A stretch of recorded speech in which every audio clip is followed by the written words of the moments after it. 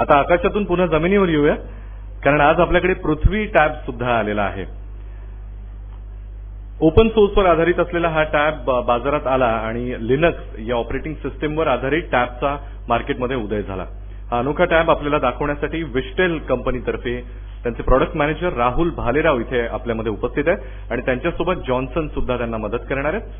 हा टॅब होमी भाभा विज्ञान शिक्षण संस्थेच्या सहकार्यानं तयार करण्यात आलाय. मी मिस्टर राहुल भालेराव यांना विनंती करतो की त्यांनी आम्हाला या विषयावर मार्गदर्शन करावं. मिस्टर राहुल भालेराव. नमस्कार मित्रांनो. माझ्यापूर्वी प्रोफेसर पाठक सरांनी आणि प्रोफेसर देशमुख सरांनी आपल्याला भरपूर मार्गदर्शन केलेलं आहे शिक्षण क्षेत्रामध्ये कशा पद्धतीने तंत्रज्ञानाचा वापर करता येईल या विषयावर. त्यांचं इतकं सारं मार्गदर्शन ऐकल्यानंतर मी आणखीन काही तुम्हाला नवीन सांगावं असं सामान्यतः राहत नाही, परंतु पृथ्वी प्रोजेक्ट हा स्वतःमध्ये एक स्वतःचा महत्त्व राखतोय. त्याचे स्वतःचे उद्दिष्ट आहेत आणि त्याचा एक आराखडा आहे की त्याची खासियत तुम्हाला तेवढी सांगता यावी आणि त्याचा उद्देश तुमच्यापर्यंत पोहोचावा, हा माझा उद्देश आहे. पाठक सरांनी आपल्याला सरता सरता एक महत्त्वाची गोष्ट सांगितली, ती म्हणजे ओपन सोर्स आणि कमर्शियल या दोघांचा एक मेळ होणं खूप गरजेचं आहे. तर पृथ्वी प्रोजेक्ट कुठेतरी या दोघांचा एक सम्यक संधी करून देण्यामध्ये अत्यंत महत्त्वपूर्ण त्याचा रोल आहे असं मला वाटतं.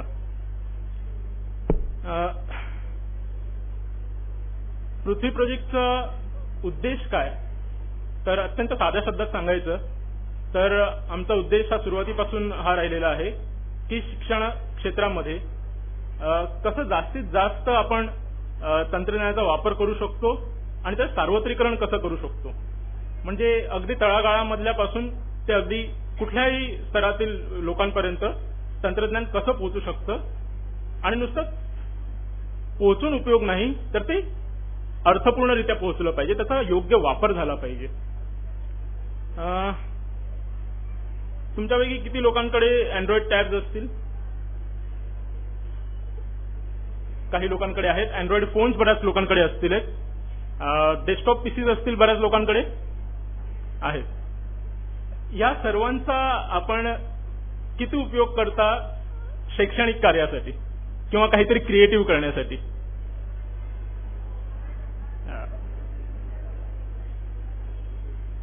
काही उदाहरणं देऊ शकता तुम्ही की त्यांच्यावरती मी काय काय करू शकता?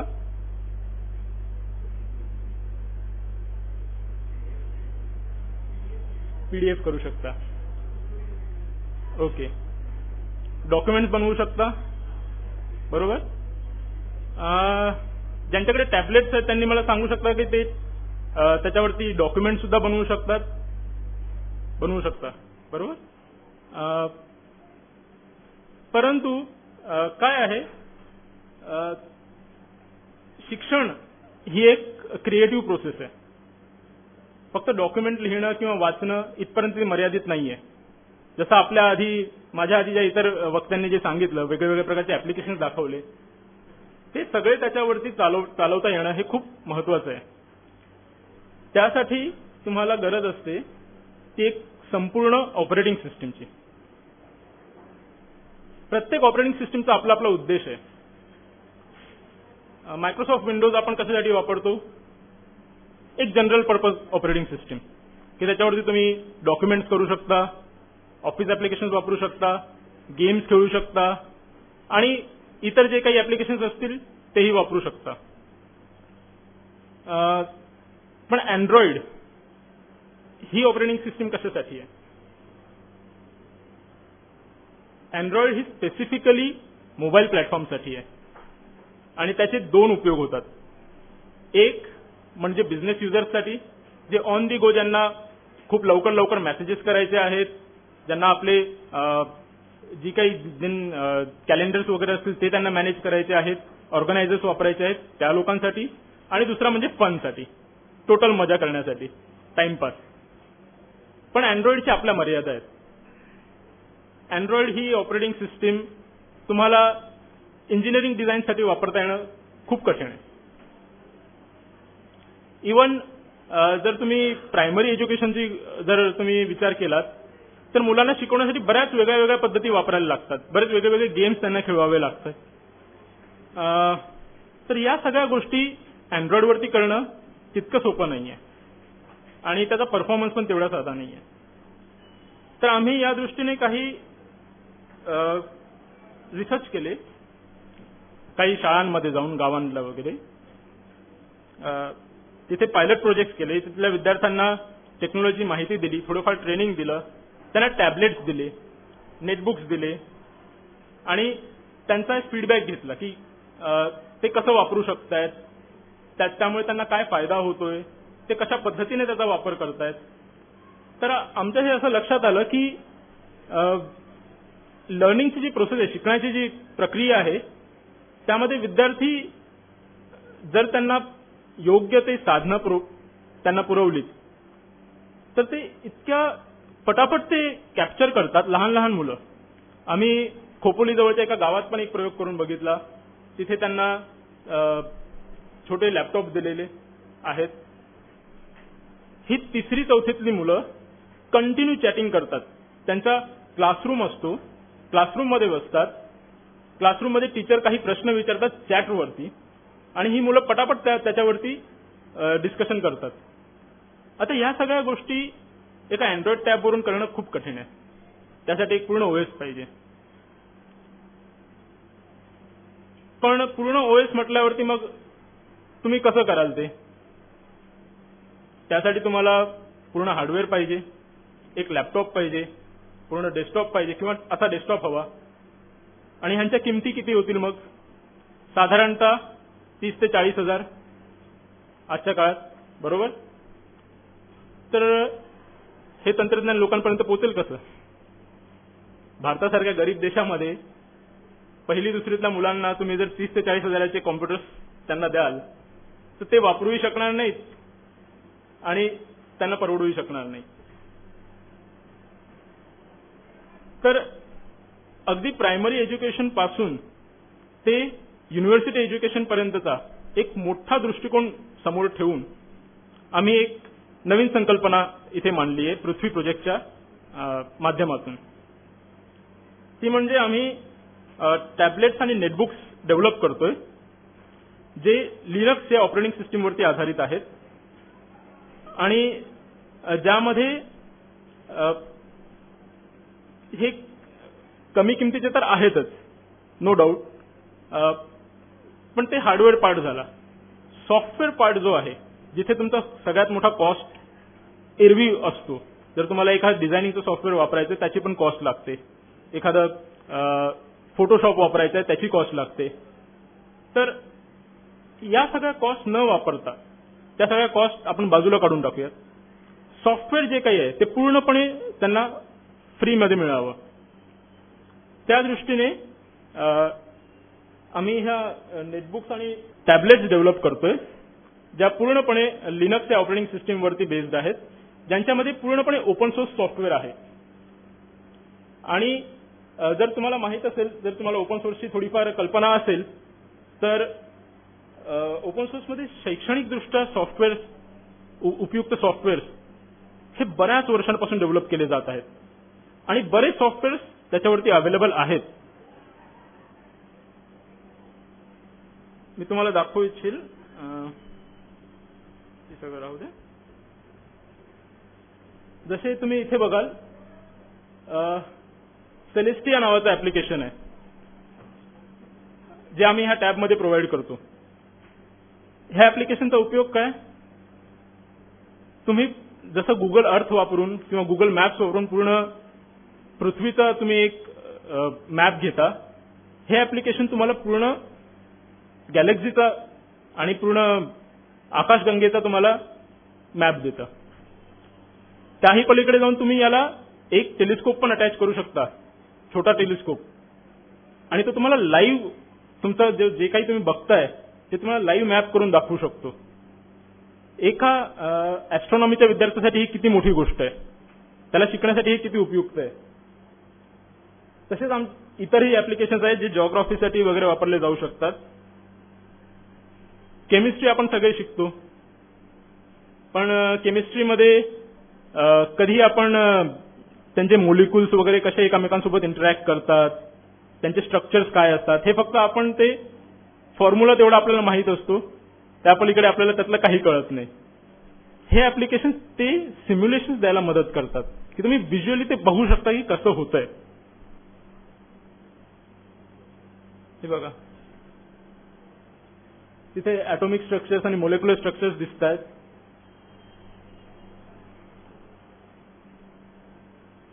शिवाय इलेक्ट्रॉनिक्सचे स्टुडंट्स असतील, त्यांना सर्किट डिझायनिंग करायची असते. बरेचशा थिअरीज आपण शिकतो, पुस्तकांमध्ये शिकतो, पण आपण ते प्रत्यक्षात त्याला प्रॅक्टिसमध्ये आणू शकत नाही. कारण बरेचसे क्रिएटिव्ह स्टुडंट्स असतात इलेक्ट्रॉनिक्सचे सुद्धा आणि कॉम्प्युटर्सचे सुद्धा, जे विविध प्रकारचे सर्किट्स डिझाईन करतात. ते थिओरिटिकली डिझाईन करतात, पण जेव्हा त्यांना प्रॅक्टिसमध्ये करायचं असतं, ते बरोबर काम करेल की नाही हे चेक करायचं असतं, त्यावेळी ते दरवेळी जाऊन हार्डवेअर विकत घेऊन मग ते कनेक्ट करून ते सगळं नाही करू शकत. त्यासाठी त्यांना एक सिम्युलेटेड लॅब हवी. तर हे सॉफ्टवेअर ते सगळं प्रोव्हाइड करतात की इथे तुम्ही फक्त सिम्बॉल्स वापरा, जे थिओरिटिकली तुमचे डिझाईन्स आहेत ते वापरा आणि तुम्हाला आउटपुट तिथलं ते दिसेल.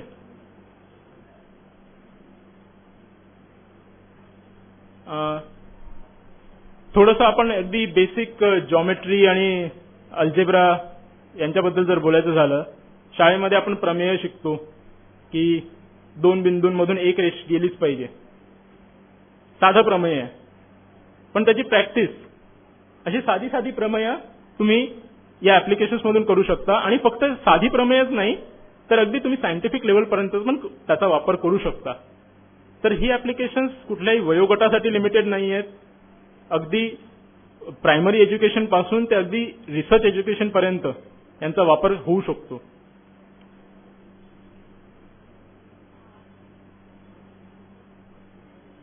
शिवाय प्रोग्रामिंग वगैरे सर्वच प्रकारची क्रिएटिव्ह जे काही क्रिएटिव्ह तुम्ही करू शकता ते सगळं तुम्हाला ही ऑपरेटिंग सिस्टीम तुम्हाला प्रोव्हाइड करेल.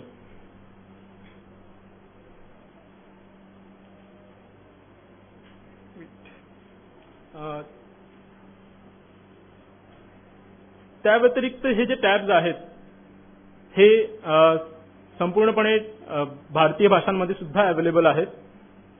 23 भाषांमध्ये पूर्णपणे फक्त तुम्ही टाईप करणं किंवा वाचणं इतकंच नाही तर त्यांचा इंटरफेस सुद्धा भारतीय भाषांमध्ये डिस्प्ले होऊ शकतो. सगळे मेनूज भारतीय भाषांमध्ये येऊ शकतात.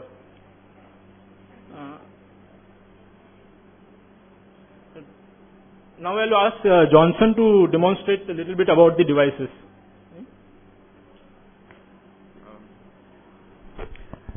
माझा मराठी ते छान नाही आहे, तो मी इंग्लिश मध्ये बात करणार. हां, क्षमस्व. Okay, so firstly we want to show the tablet and I was hoping if maybe we could show it on the projector if it's possible, but nevertheless what we have with us is the Vishtel tablet. Now the Vishtel tablet is quite similar and of a higher specification. The Vishtel tablet is of a higher specification than the Akash tablet. Why? Firstly, as you know, Vishtel kind of was neck and neck in competition with Datawind, and the option was not so much of meeting the right price, but the performance versus the price. And we learned a lesson. We learned many lessons actually from how exactly it is not so much about bringing it down to a level of 2,000 or 3,000, but whatever product you make, does it deliver value? As in, is it usable? Is it is it smooth to work with? Is it productive? Because if a device is for 3,000 and you use it but you can't use it as well, then you are going to spend more time in trying to learn the device and use the device. Rather, you would spend more money and get something that is more bang for the buck, so to speak. That you would rather be more productive in that time. Vishtel's products are a little bit higher priced, but we offer different configurations for that. So our initial offering as of now is that we offer educational content on Linux-based tablets. And as you can see, this is a Linux operating system. I'll just show you some features. I don't know if you can see it clearly. The projector is a bit off. this is not Android. This is a proper Linux-based system. So when we are running on this, can you see the file folder system that you can see? And if I do an Alt tab, I can get my browser, Google, and something similar to Excel that you use for performing calculations, and they are open source. One. Secondly, you have the freedom to do what you want with the software. You can choose to install any application. You can choose to write your own application. Do you know a simple C program? You can run it on this. You can code it out and test it on this. This is our aim, to make education, yes, a platform for education, our core focus. And essentially, the thing is that once we have this, what do you have with you? You have a full-fledged computer. Vishtal, one thing we have realized is that, yes, tablets are very, very nice and they're good. But when we conducted our studies, we found that tablets are meant as data consumption devices. You can consume media, video bagu shaktas, picture bagu shaktas, right? You can surf a little. You can type for maybe half an hour. You can type an SMS, you can type a short story. But can you work on this for 8 hours on one tablet? No. You will definitely need, see, education is not reading process, it's a creating process. You must take in the information, you must add to it. When you create your own information, that is when you're really learning. You're probing. We learn by experience. Experience म्हणजे काय? काहीतरी करणार ना? So that kind of thing is only possible when you have adequate input structure. And we realize that offering the tablet just as the tablet might not really be so super good for education, in the context of education. So we kind of have this clubbed offering where we'll offer the keyboard as part of this. Of course, the touchscreen will work as a mouse, and we can have that, but we'll also offer the keyboard, a full-fledged keyboard, because everybody, people who use Linux, if you all do not use Linux, I would say try it out, because how many people are Linux users here? Wow. You all will see. You all will definitely see. In fact, Android, it is made out of Linux. They took the Linux kernel and made it out. Now, Android is more proprietary, but Linux is still free. The thing is, we want to continue that spirit of freedom. And there are so many more educational apps that do not run on Android, but will run on the Linux-based tablet. So that is what we want to offer. And yeah, in closing, that's all I would like to say. Yeah, I'll just pass on to Rahul.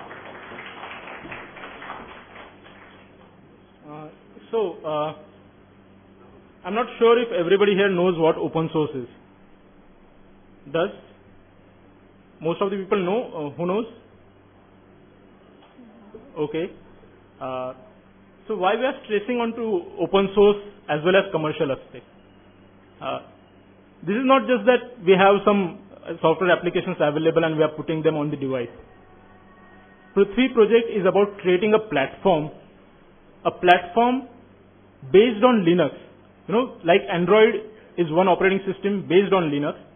Prithvi is also similar to that. Prithvi is another platform which is targeted specifically at education and is based on Linux and based on open source software. Now, why open source? There is another angle to open source.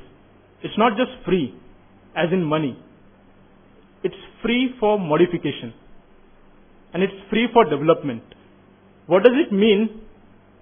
That the software or the platform is not just being made by one person or one team.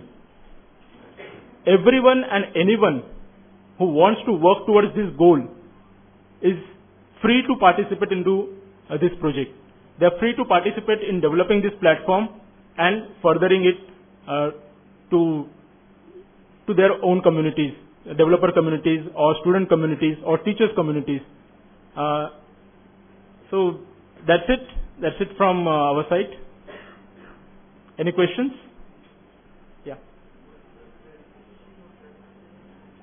Specification, we have 8N chipset and 1 GB memory and how much? 8 GB RAM. 8 GB hard disk, sorry, flash. And we have different product lines also. This is not just the one. We have 10-inch version. We have this tablet. We have few netbooks also. Some are based on 8-inch chipset. Some are based on x86. And depending upon the product, our prices range from 3,500 to almost 12,000. It depends on what product it is. They are going to be available soon.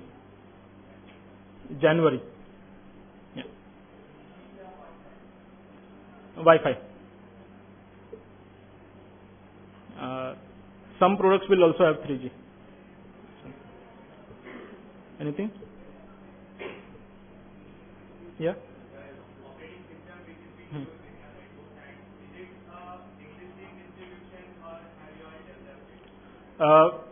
It's an existing distribution, but since existing distributions also have their own purposes, we are trying to streamline it more, trying to make it more purposeful. You know, if it is meant for education, it should meant for only for education, and there should not be any other confusion around it.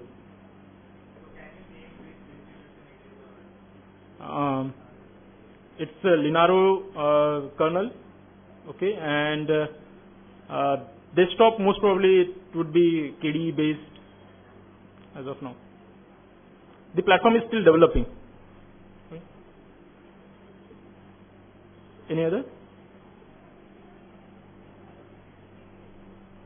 Then I would like to conclude my this introduction of Prithvi project, and I invite all of you to participate in the development of this platform and contributing towards the major goal that we all have been talking about. Thank you very much.